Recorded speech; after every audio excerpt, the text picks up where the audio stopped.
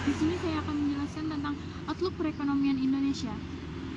Sejak Maret 2019, pasar obligasi Amerika Serikat telah mencatat terbaliknya kurva imbal hasil dari obligasi pemerintah Amerika Serikat, yang berarti imbal hasil obligasi jangka panjang.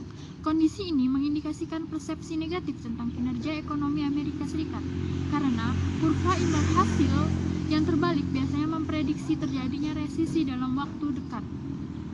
Meskipun saluran transmisi dari guncangan global ke perekonomian domestik melalui aliran modal belum tampak jelas di tahun 2020, kekuatan akan terjadinya krisis Amerika Serikat dapat memicu terjadinya spekulasi pasar di pasar valuta asing dan di pasar modal. Hal ini akan mempengaruhi sistem keuangan Indonesia dengan memicu terjadinya arus modal keluar yang memberikan tekanan besar pada rupiah. Namun, jika pemerintah dan Bank Indonesia dapat mengelola ekspektasi ini, aliran modal akan kembali masuk ke Indonesia setelah periode turbulensi berakhir. Adanya kemungkinan untuk BI setidaknya menurunkan tingkat suku bunga kebijakan rupiah, membutuhkan adanya pengetatan moneter. Pelonggaran moneter yang sedang berlangsung saat ini akan mendukung pertumbuhan kredit di tahun berikutnya. Kemudian, masa depan perekonomian Indonesia. Perlambatan ekonomi global sering terjadi. Pertumbuhan global mengalami perlambatan dalam 2 kuartal terakhir secara berturut-turut. Sementara, ekspektasi pasar di negara maju telah mencapai level terendah sejak krisis keuangan global atau GFC di tahun 2008. Di samping penurunan pertumbuhan volume perdagangan dunia yang juga mencapai level terendah sejak GFC, secara keseluruhan pertumbuhan ekonomi dunia pada tahun 2019 diperkirakan lebih rendah dibandingkan tahun 2018 dan masih belum ada tanda-tanda apakah pertumbuhan akan meningkat pada tahun berikutnya karena ketidakpastian yang terjadi pada saat ini. Selain itu, pertumbuhan ekonomi dari 4 perekonomian sistemik yaitu Amerika Serikat, Cina, kemudian wilayah Eropa dan Jepang diperkirakan akan melambat pada tahun 2020. Prospek pertumbuhan yang suram ini merupakan dampak dari meningkatnya hambatan perdagangan, yaitu peningkatan ketidakpastian perdagangan dan geopolitik global. Faktor spesifik yang menyebabkan terhambatnya pertumbuhan di beberapa ekonomi negara berkembang yaitu ada faktor struktural seperti rendahnya pertumbuhan produktivitas dan struktur demografi yang menua di negara maju itu. Kemudian permasalahan ekonomi Indonesia.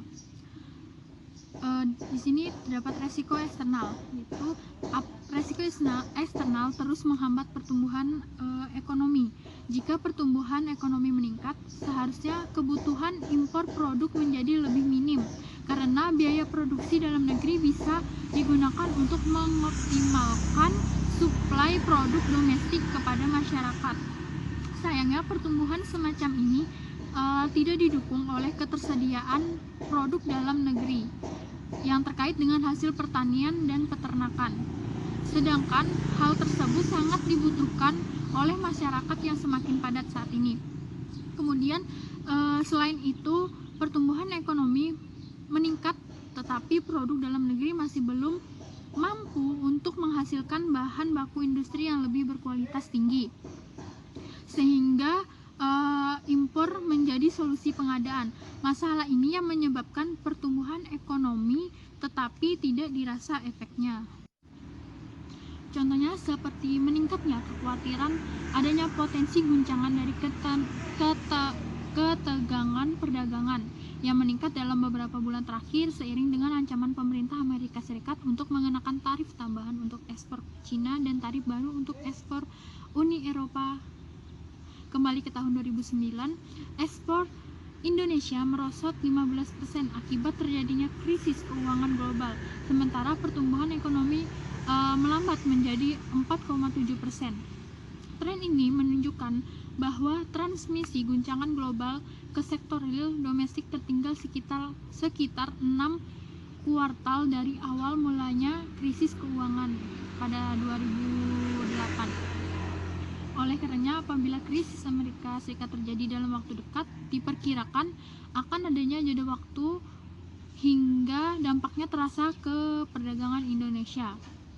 Dari Januari hingga Agustus 2019, ekspor Indonesia turun menjadi 8% dibandingkan periode yang sama tahun lalu.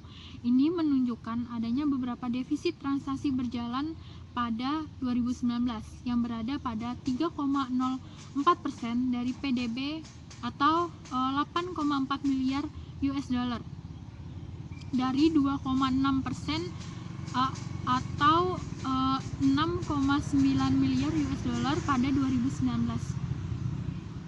Di tengah pola musiman pembayaran pinjaman luar negeri dan pengembalian dividen, perdagangan minyak dan gas pada 2019 melemah menjadi 3,2 miliar US dollar defisit, jauh lebih dalam dari defisit 2,2 miliar US dollar pada kuartal sebelumnya.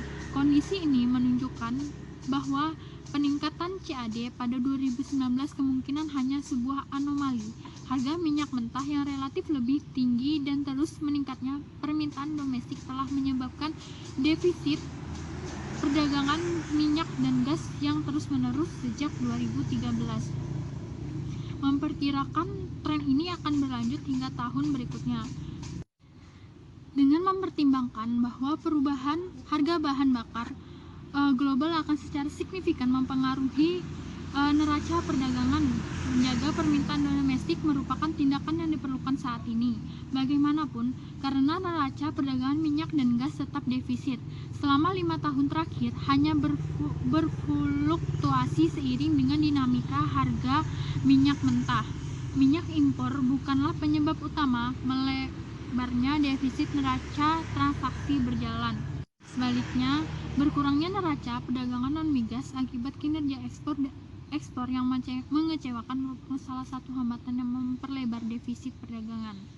Sekian materi yang dapat saya sampaikan, kurang lebihnya mohon maaf. Wassalamualaikum warahmatullahi wabarakatuh.